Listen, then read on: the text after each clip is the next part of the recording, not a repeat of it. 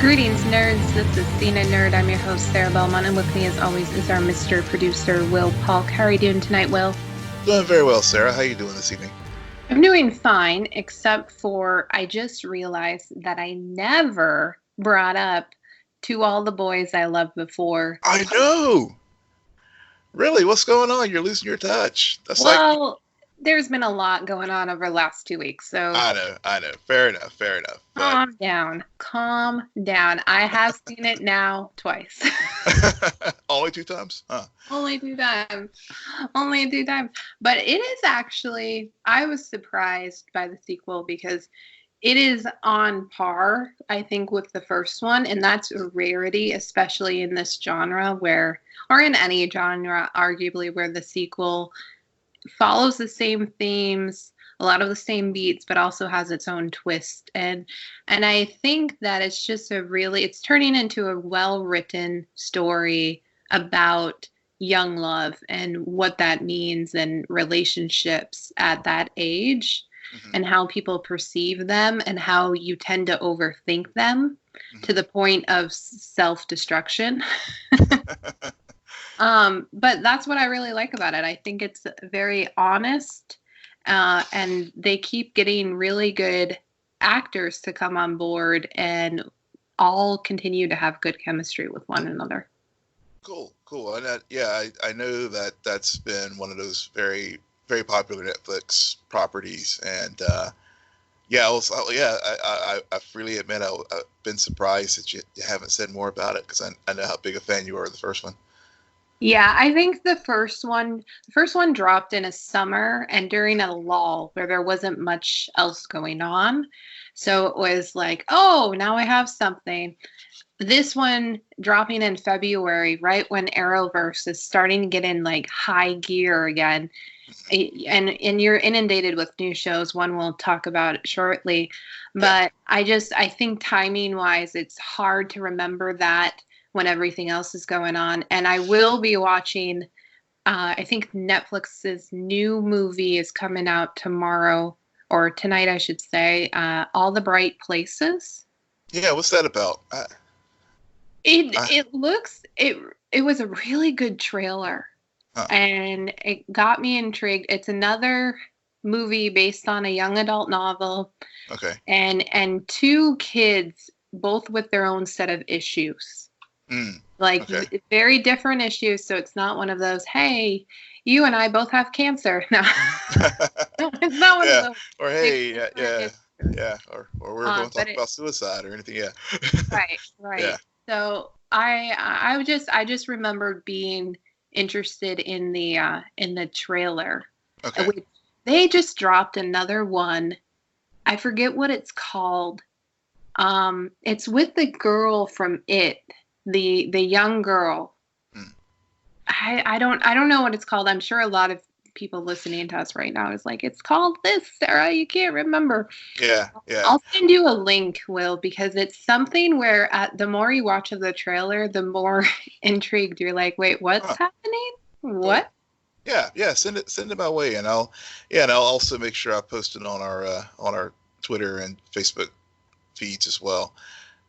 Speaking of Netflix, one of the things I saw what they're doing, because you make a very good point as far as how they're dropping these programs and stuff. I saw where they're actually going to be doing, top 10 most watched suggestions. Mm-hmm. So you'll be able to keep track of all the content that they're bringing in, what's this pretty popular content on the platform.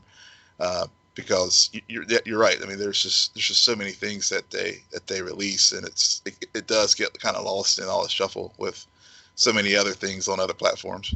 Yep, including Elite season 3 in 2 weeks. I think that's a quick turnaround for a season. Yeah. I'm so excited. It's like DC Universe with Harley Quinn too, where they're doing a quick turnaround for season 2. Yeah. So speaking of trailers, Candyman. So we were talking during pre-show. I've only watched up until the point where the kids started saying the name in front of the mirror for self-preservation reasons. Will, why don't you give us your thoughts on the trailer? I love the trailer. As I was telling you during pre-show, I did watch the original with Tony Todd I didn't see Candyman 2 or but as far as that original franchise, but I did watch the first one, and so of course this was reboot present day. Jordan Peele's behind it, who's basically becoming like the African American Wes Craven as far as horror films when you think about Get Out and Us. And so so he's taken on this particular story and actually has Yahya Abdul Mateen from Watchmen and Aquaman in this. It looks like he's all that. Yeah, that guy is popping. Yeah, he's like definitely hot property right now as far as as far as getting cast and stuff. So so it's pretty much an update of the original story. It takes place in Chicago. Takes place in the same the original Cabri Green projects that were subject at the original. They've been torn down now, but it's still based in that neighborhood. So just the visuals. I mean, I got the original vibes. I mean, gore, scary, make you jump out of your seat. So I'm going to check. I think I'm going to check this out. I think it's looks like it's going to be very scary, very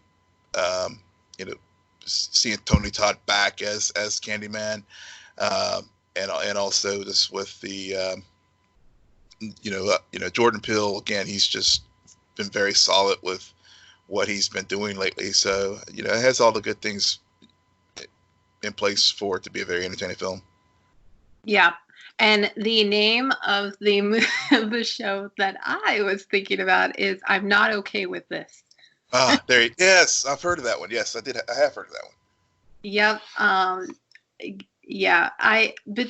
And even the pieces that I did see of Candyman, I felt I got such an It vibe, and I really like where I think it did it right. And I'm talking as if I watched those movies. I did not watch those movies. I just know a lot about them because I'm weird like that. And the fact of the matter is they took the story and elevated the material, even though it's been done before. And from what I see, that's what they're doing in this instance. And Jordan Peele you're spot on with that comparison to Wes Craven with everything he's currently been doing. And he's really good at bringing to light themes beyond just the horror aspect of it.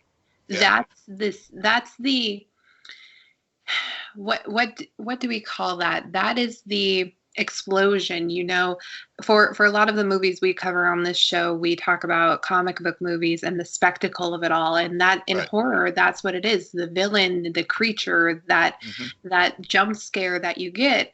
But with Jordan Peele knows that there's a psychology to it that if you don't explore and if you don't make it smart, then the viewers are going to check out, or the viewers are just going to turn it off.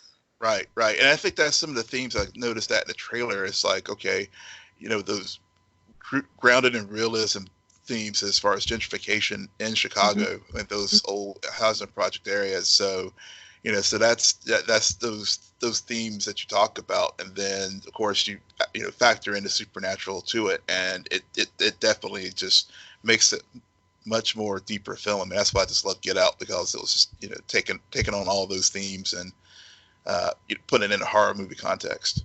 Right. Speaking, it's similar to the show Hunters. So I did check out the first episode of the season. Good. And I don't know, we haven't talked about it yet. I stopped watching. It's well acted. I will give that. I don't have a problem with that. I could even argue it's well written. There is just something, the way that they did it. I've already seen The Boys. I'm looking forward to The Boys season 2. This felt those same elements. It felt very much like if you told me that this story existed in The Boys universe, I'd be like, yeah, I buy that. Completely buy that. That being said, there was something so cheesy about it all at the same time. Yes. It didn't get me. And what they're talking about is actually, you're talking about the Holocaust the whole time. And Yeah. you're talking about this significant tragedy and how it's worked its way into American culture and these people's lives and everything, but it doesn't have it never hit the dramatic beats that I needed to really get me on board with the story. You know, so the first time I started watching it last night, I know I mentioned it to you earlier in the week. I was like, yeah, I'm thinking about checking this out, and I finally got around to starting it yesterday evening. Actually, fell asleep on it because it's about part of the way through. Finished it this evening, and a couple of things I thought you're right. It's kind of it's warring with itself. Mm-hmm. It's trying to decide: is it trying to be a serious drama? Is it trying to be a part comic book film? I mean, I remember reference when Logan Lerman's character Jonah was in Al Pacino's house, like, drop a Bruce Wayne reference and stuff because it's setting up the whole thing where Al Pacino's character is going to basically become this big Nazi hunter, right? And so it just seems like it was just like fighting within itself, as I said before, as far as what it's trying to be, and and then some of the scenes in there, with the infamous chessboard, and if anyone's watched it, you know what we're talking about. I don't know if you made it to that part, Sarah. I watched the first whole episode, and by watched, well, yeah.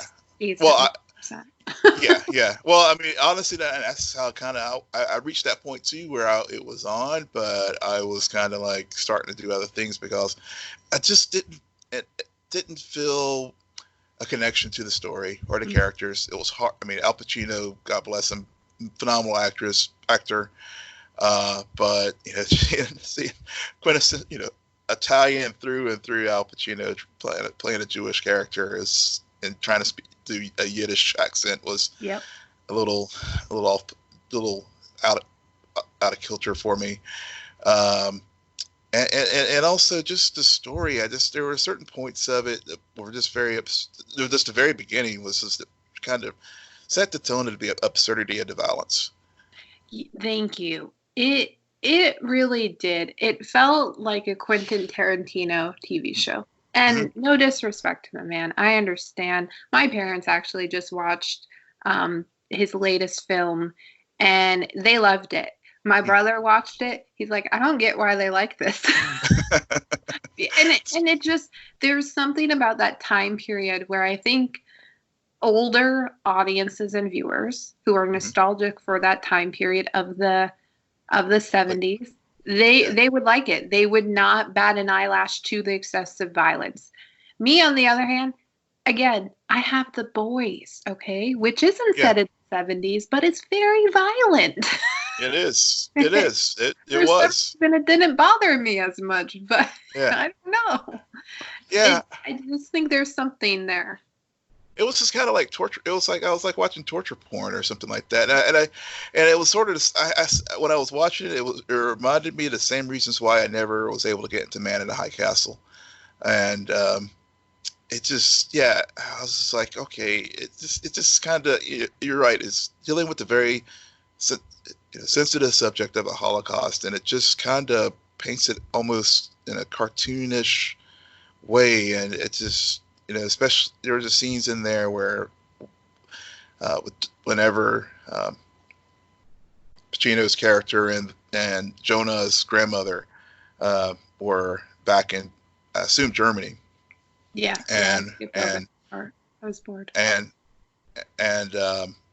when the Nazis were pulling them out of their homes and stuff and everything, and I mean that scene did have some depth and to it, and did convey the what did happen historically, but then when you surround it with everything else that's going on in this show, and Jonah, the teenager who is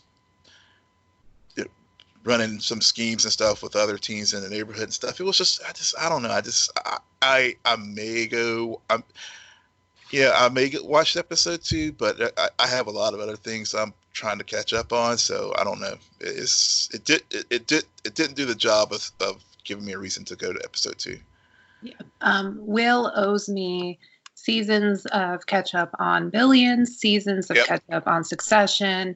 I got to start Battlestar Galactica Promise. Yeah. He's got things to sit down and watch, like good things.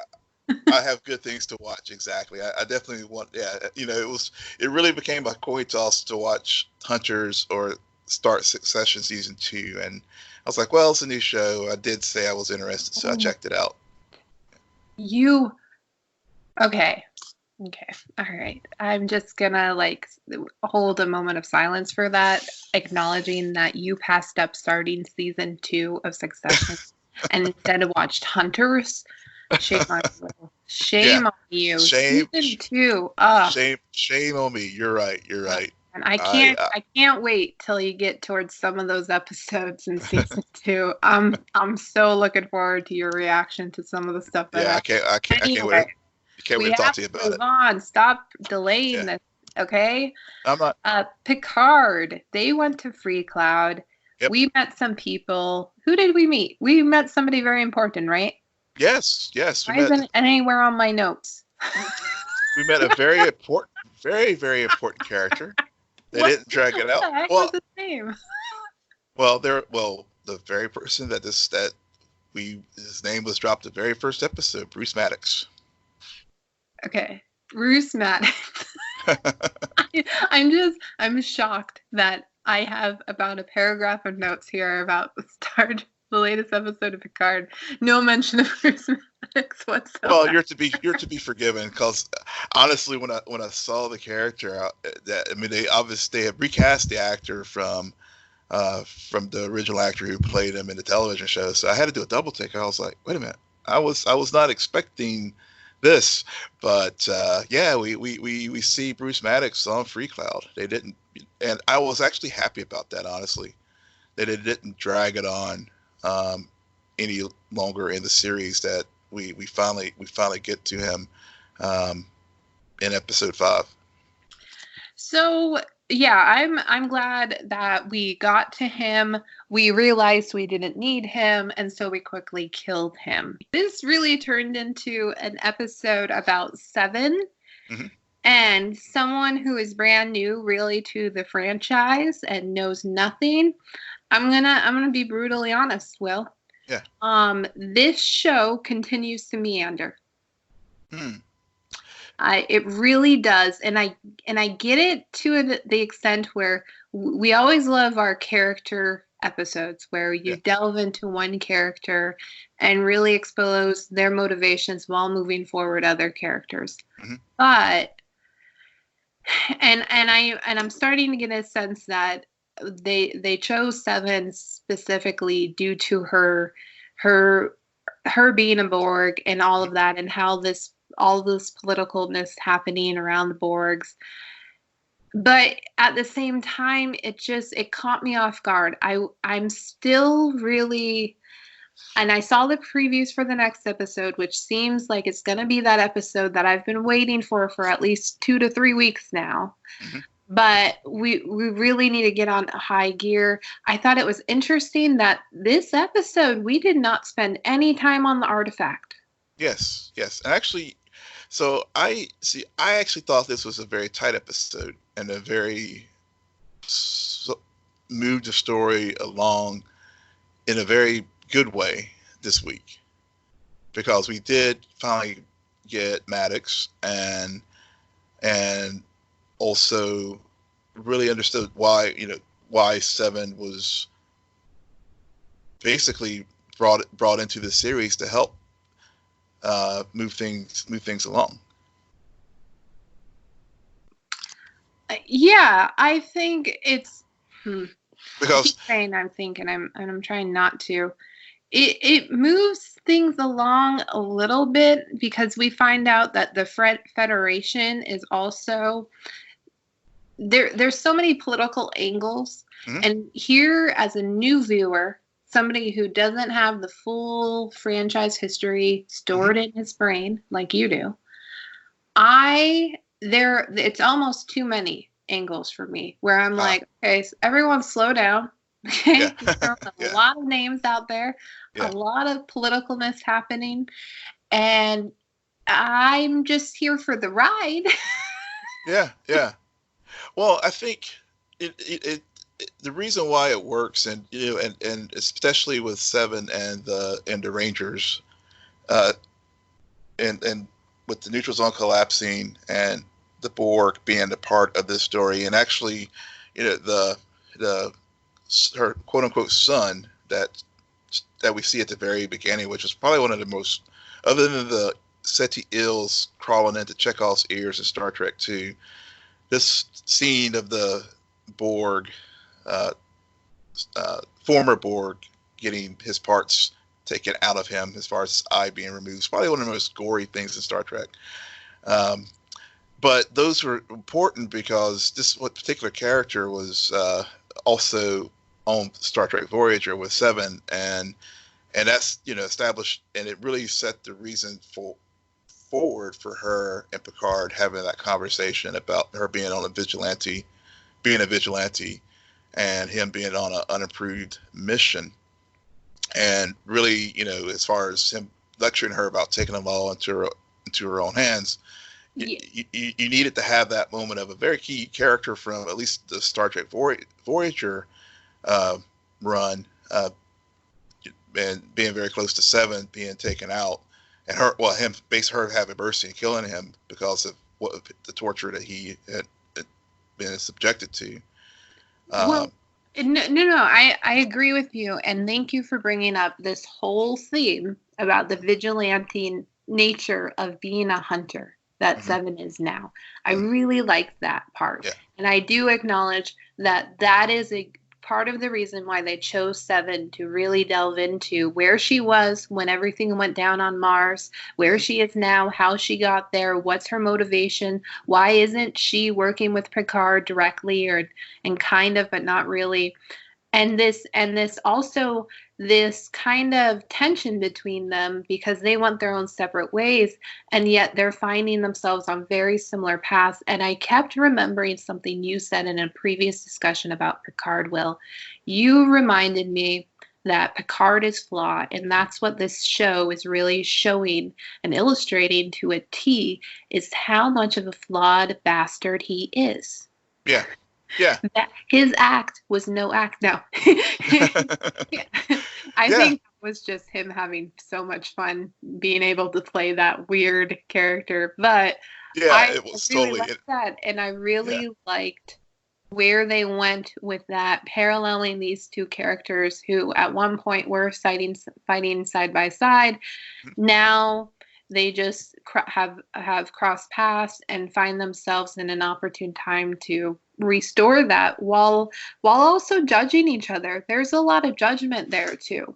Yeah, and also both of them, and another line that really stuck out to me with Picard and Seven's interactions is they're both have been separated from the collective, and it's because Picard, even though Seven was taken as a child and grew up as a Borg, Picard was briefly assimilated into collective during the Next Generation.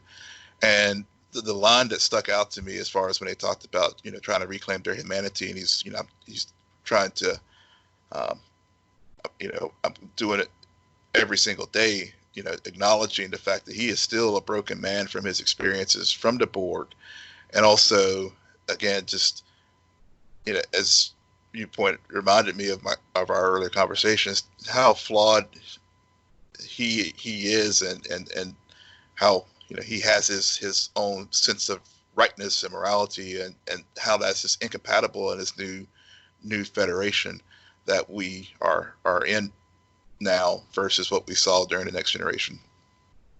Yeah, and there is even I'm actually glad I watched the trailer for the next episode, because they do a shot of Picard and quasi Borgish, I don't know, But again, I have my fingers crossed that that episode is really gonna land some of the punches that I still feel as if we're winding everything up for, and Yeah. I'm just waiting for that release of tension. But to your points, it does move the story forward in terms of Picard and the choices he's making to almost repay this debt that he has towards Data, Hmm. and also to everyone else, because he made some decisions that affected a lot of people right when the Mars explosions began to happen. And Right. we realized that along the way that there's a lot of regret. This is Hmm. a true redemption story for him.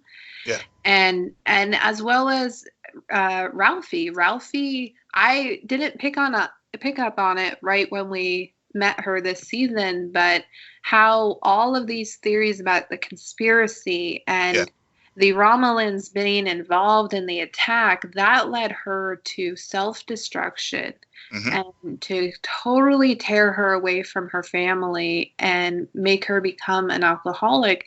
And in this episode, you see her try to come back to it now that she realizes, hey, I wasn't crazy.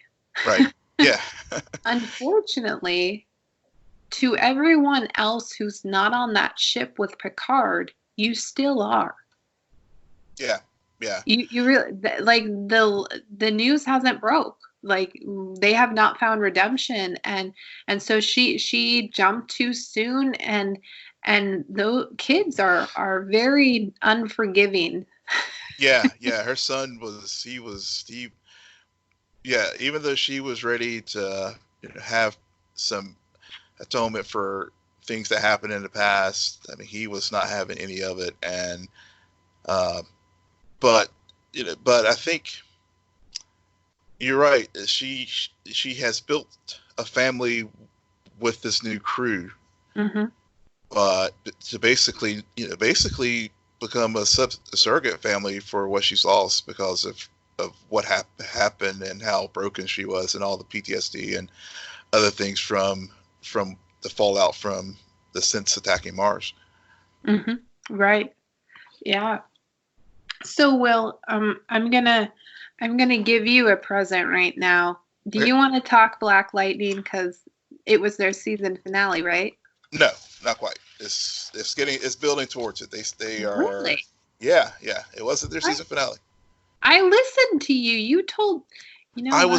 was wrong. I forgot I think they're 15 episodes this season. They had some weird scheduling quirks, so I thought they were finishing up sooner, but they still have a couple. I think at least one or two more episodes to go. So you have in your notes, Gravedigger is the alternate universe Captain America. Can Yeah. you elaborate? Yeah. So with Gravedigger, so this episode, a couple things were going on here.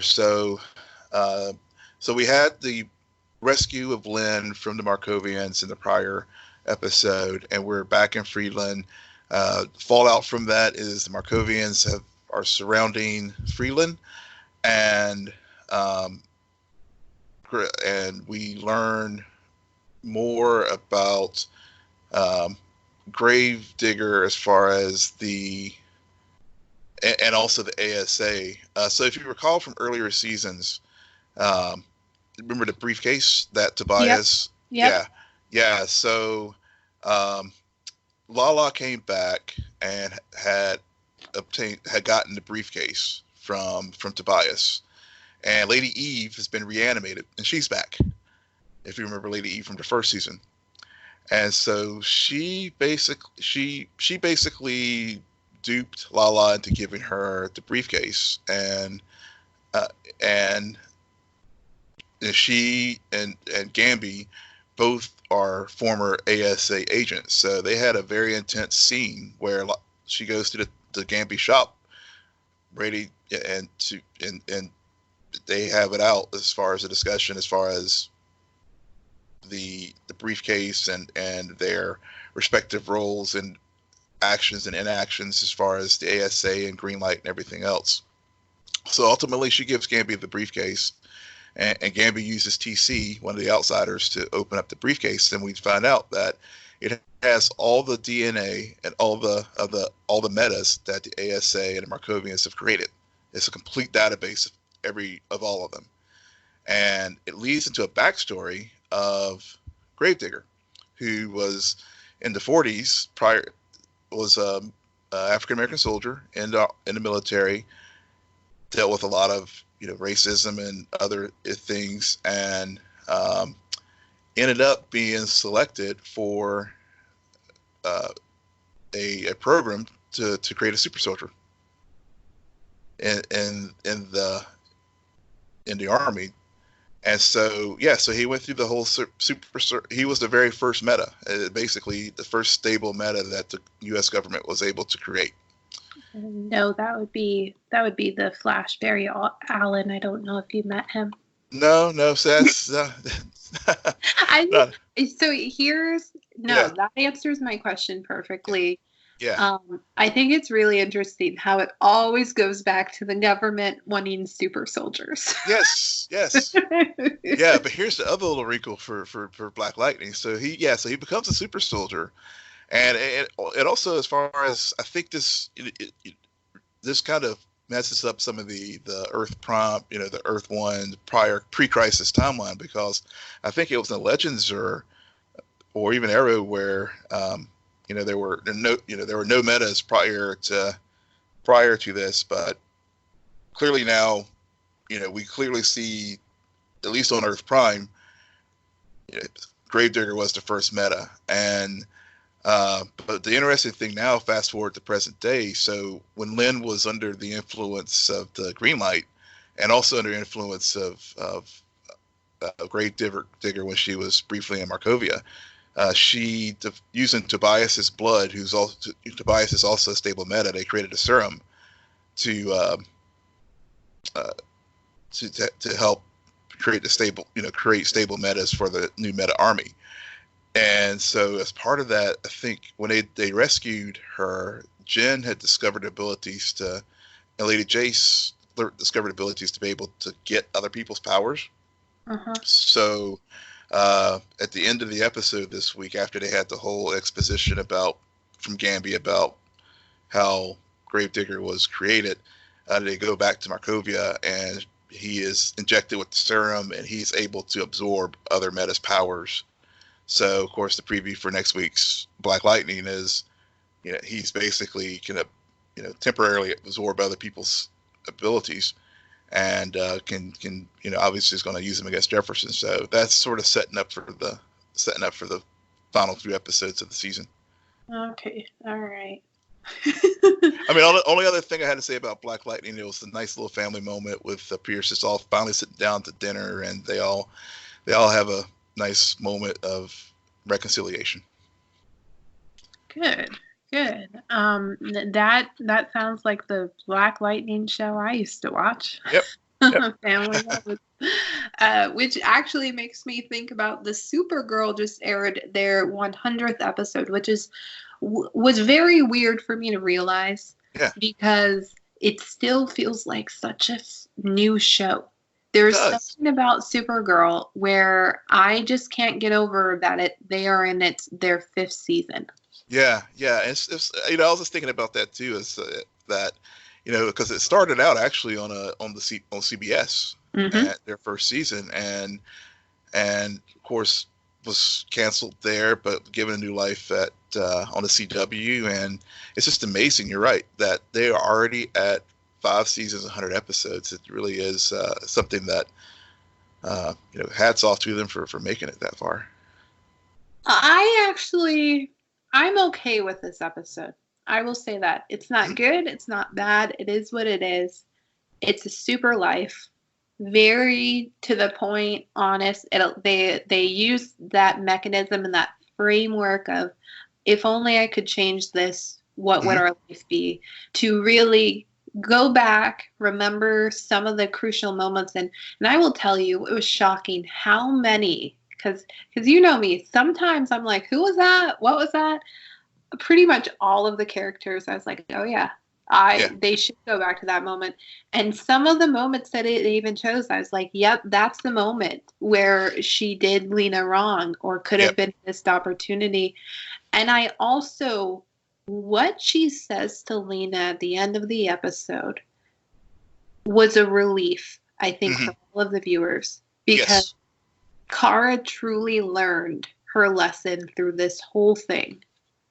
That, you know what, you shouldn't have lied to her, no, and you own that. But at the end of the day, Lena is an adult, and her reaction, she needs to get over it and move on, or she will become that villain that she never wanted to be. So she's an adult. She has to own her actions moving forward. And that was a really powerful moment. So I'm like, yeah, this was 100th episode of a season where you do the flashbacks, you try to progress stories you already have going on, and I also appreciate that this was just about that friendship, because that's one of the through lines that they have had on this show since arguably the first season. Yeah, 100% agree with you as far as what Kara said, and it felt, for me as a viewer, it felt like all the things that everyone has been saying about Kara, Lena, and it was like the writers and the producers are like, all right, fans, we get it. Yep. And we are going to finally, once and for all, put this issue to rest. And Kara's delivering that line at the end of the episode definitely made that happen. And now I'm actually like, okay, now since we've established this, I'm kind of looking forward to seeing how they move forward storytelling wise with this new understanding between the two characters.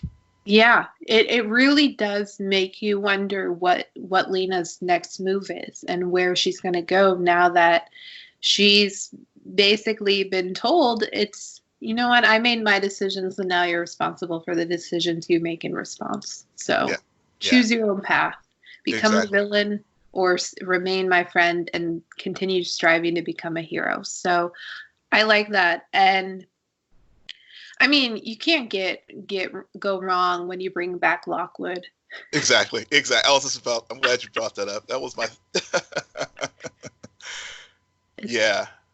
He continues to be top tier baddie for me, which is shocking considering the Flash episode we got this week.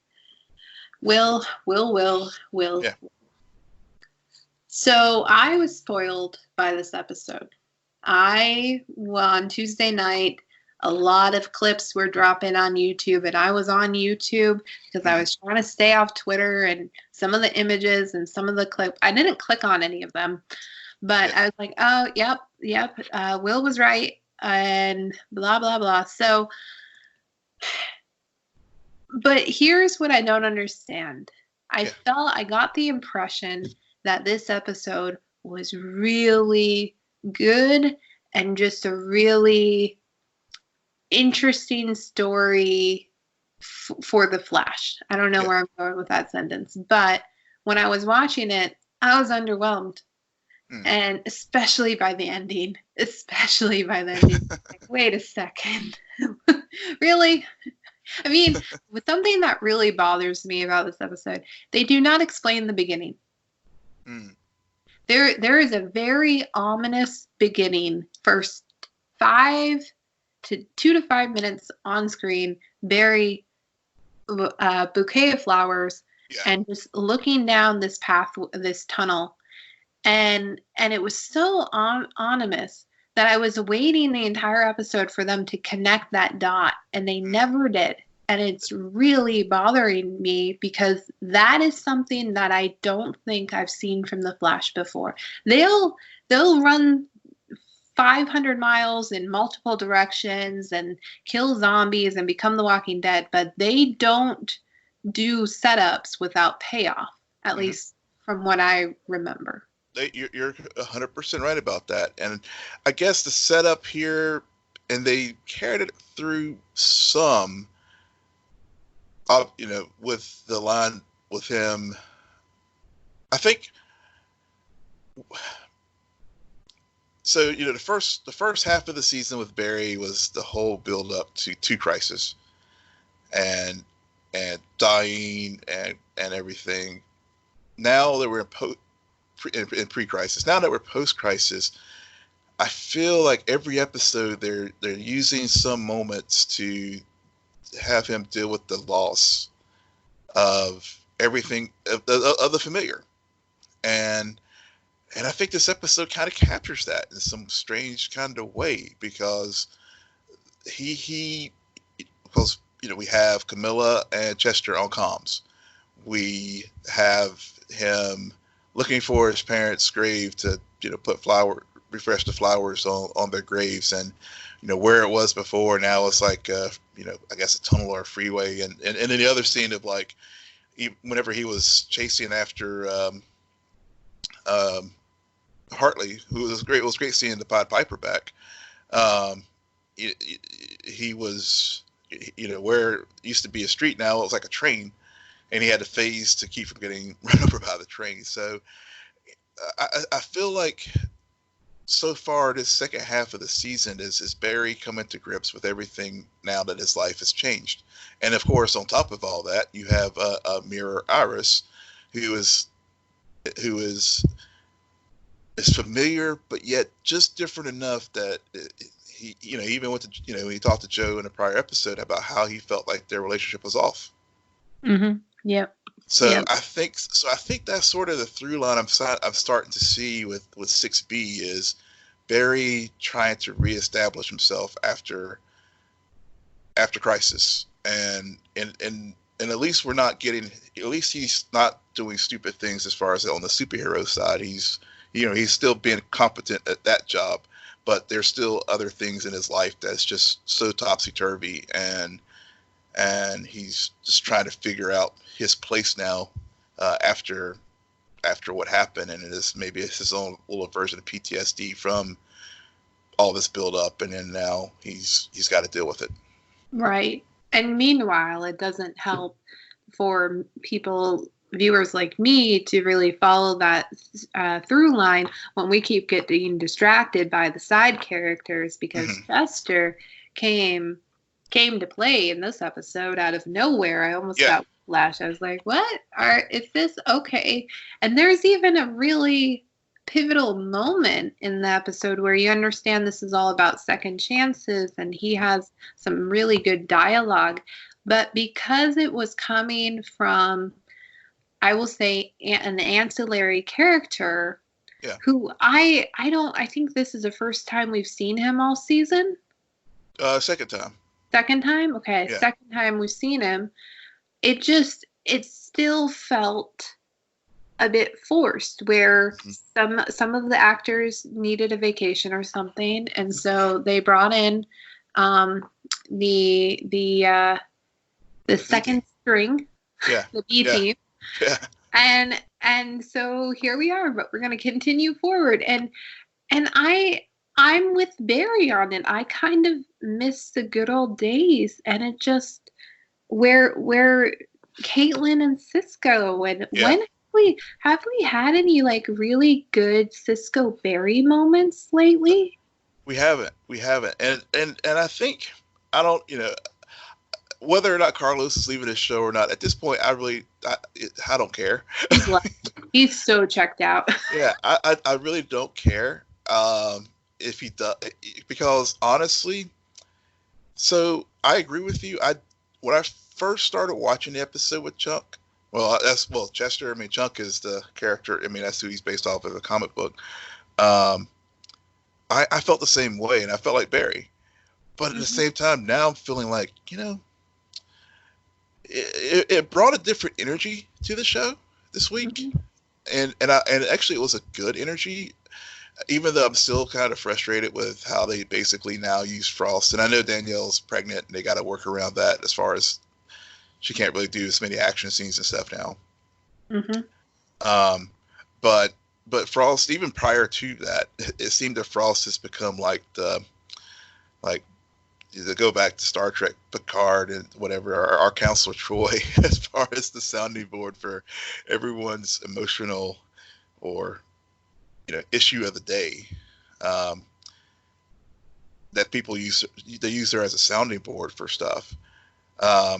So I think so it was great for her as an original Team Flash member to try to integrate this new Team Flash member into the fold, because ultimately he may indeed replace Cisco. And at first I was getting kind of Cisco light vibes, but then, like you said, when he and Frost had that very heart-to-heart conversation at the elevator as he was about to leave Star Labs, that's when the character really worked for me. Mm-hmm. And I was like, okay, I could see this. I could see how this character, as we because we've been around for 6 years, so we kind of do need some new blood. And I feel like they've kind of tapped out as far as what they can do for Cisco's story. Oh, well, they've tapped out. He's tapped out. I'm tapped out.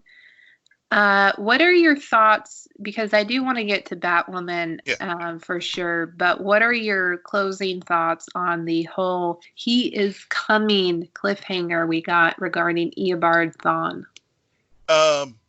Expected. We've been talking about it the last couple of weeks, figuring out with the various ghosts of Wells' past. And at this point, I guess I'm just kind of curious to see, especially given the upcoming episode where Wally talks about something wrong with the Speed Force, is this related to Wells doing something to impact the positive Speed Force? Because I know we were introduced to the negative Speed Force last season, in season 5, that they brought from the comic books, or if the issues with the Speed Force is dealing with something with Black Hole, which also tracks from the comics. But the Wells story, the Thawne, I think at this point I'm just kind of curious to see how he manages to survive Crisis. I think has something to do with some kind of pocket dimension, whether it's the Speed Force or something else. But that's how he's back, and how basically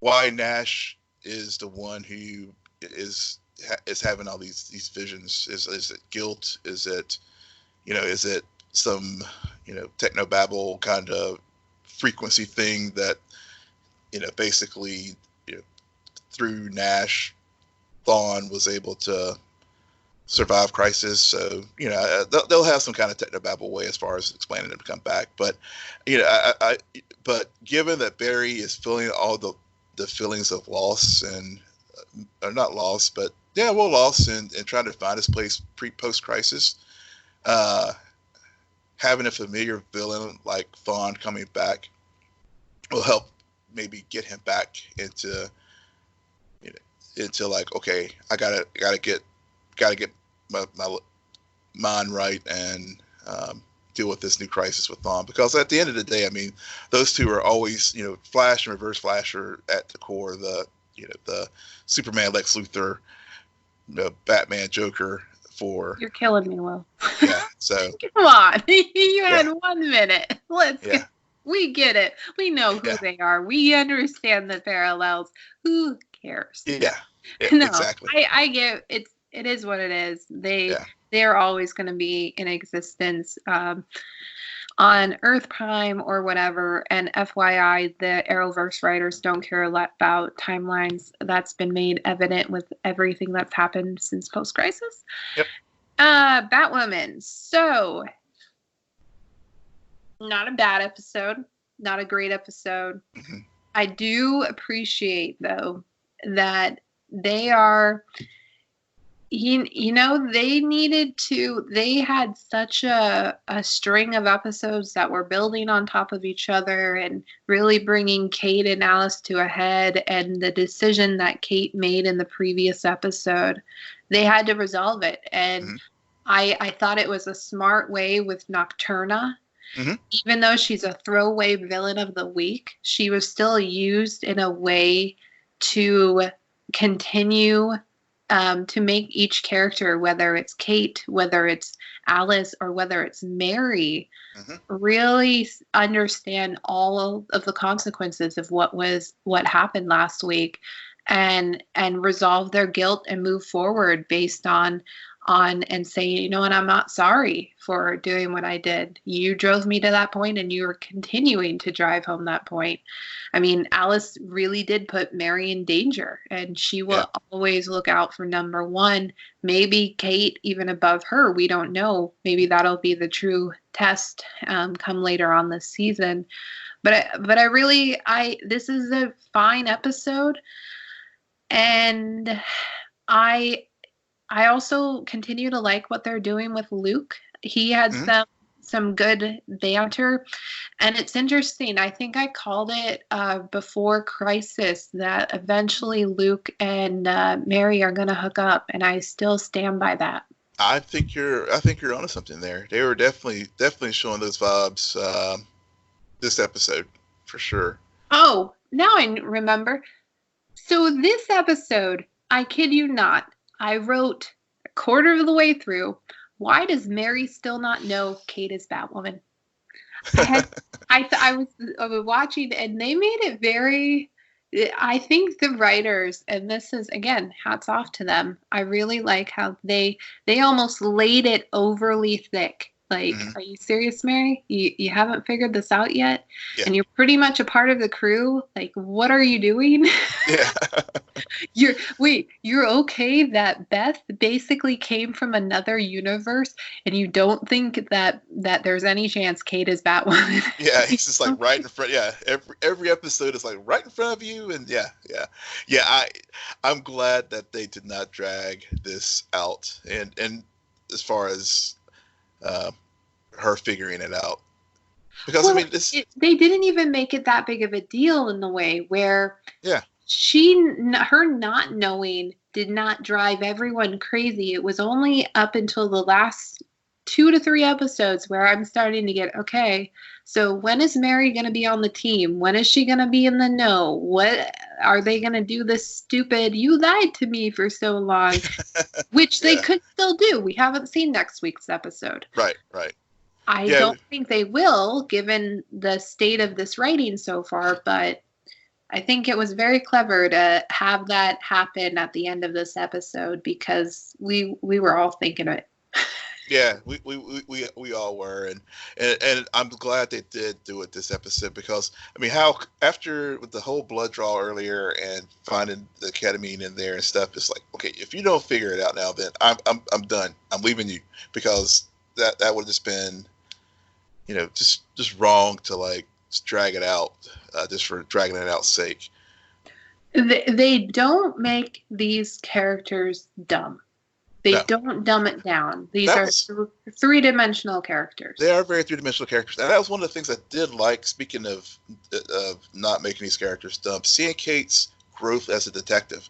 Because when she figured out where Mary was taken by Nocturna, as far as just, looking at the way the ropes were tied and stuff,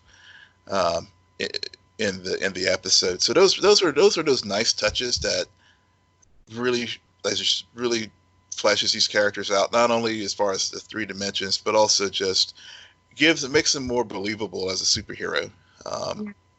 That she is, as she comes into her own as far as Batwoman. But one design flaw with the suit that I noticed, that they've made some subtle changes to the suit at the neckline.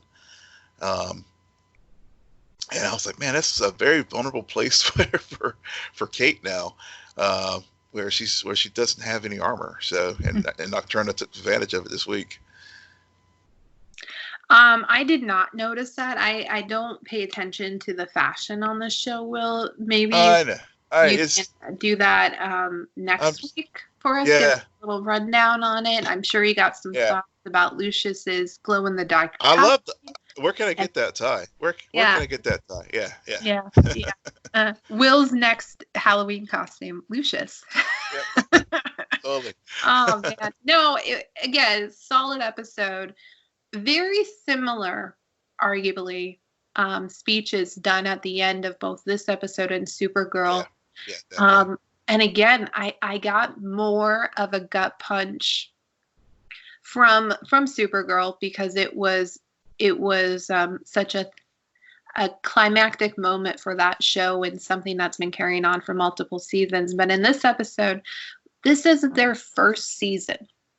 Yeah. And they are still able to take this relationship between these sisters, hone into it, come up with believable ways where Kate gets her back up against, like, finds herself in a rock and a hard place, make choices, and then have to deal with the consequences.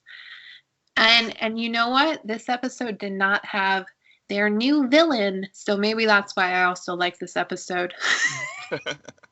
Well, there was that too. I mean, Alice was looking for Mouse, and but the new villain was Dr. Mouse's, Campbell. I can't remember his actual name, but Mouse's dad. He was a presence, and also, I have a feeling that we've been seeing these Kate and Alice team ups because of circumstances forcing them together. So, but given Alice's makeup, she's already feeling beat down and stuff emotionally from Kate's choice, and we see how dangerous Alice is when she feels emotionally wounded and vulnerable. So that that is another way I like the way they've deepened the complicated relationship between the two characters. And the other relationship that was really put on display this week was Batwoman and Sophie's relationship. Especially given that she had to, since the Crow is back, as far as Kate's father's back out of prison, and he was on to the fact that she's been helping Batwoman, and I'm still not 100% sure that Sophie realizes that's Kate under the cowl, because if you recall, they had the switcheroo earlier in the season where they, Sophie figured it out, and then they, used a blanket on the character's name. So, I'm still. I mean, I think Sophie's in love with Batwoman. I don't necessarily think she's fallen in love with Kate.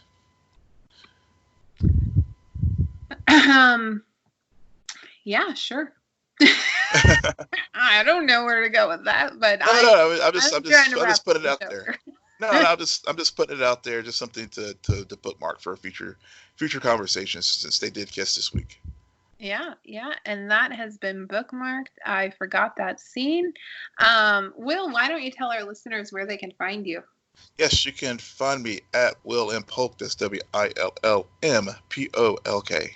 You can find me at SJ Belmont, SJBELMONT. Please follow our crew on Twitter at CNN Nerd. Friend us on Facebook, follow us on Instagram, but most importantly, rate, subscribe, and comment on Apple Podcasts, Spotify, YouTube, Stitcher, and wherever you get your podcasts. Good night, Geek Out. You're welcome.